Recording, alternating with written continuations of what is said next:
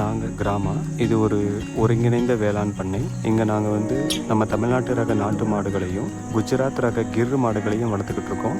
இந்த மாடுகள் வந்து பெரும்பாலும் நாங்கள் வந்து கையிலேயே பாலை கறந்துருவோம். ஸோ இங்கே எந்த விதமான மிஷின்களையும் பயன்படுத்துறது கிடையாது. ஸோ இந்த கறந்த பாலை வந்து நல்லா காய வச்சு தயிராக மாற்றி மறுநாள் வந்து அதை கடைஞ்சி நாங்கள் வந்து வெண்ணெயாக உருவாக்கிப்போம். இந்த கிடைச்ச வெண்ணெயிலிருந்து நெய் தயாரிக்கிறதுக்காக விறகடுப்புகளை நாங்கள் பயன்படுத்துகிறோம்.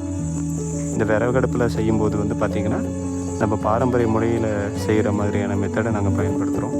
ஸோ இதில் வந்து கருவேப்பிலை, முருங்கை இலை கொழுந்து, வெந்தயம், இது போல் சில பொருட்களை வந்து நாங்கள் ஆட் பண்ணுவோம்.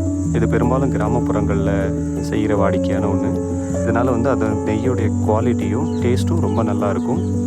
இதில் எந்த விதமான கலப்படமோ ப்ரிசர்வேட்டிவ்ஸோ இல்லை கலரிங் இதுவோ நாங்கள் சேர்க்குறது கிடையாது.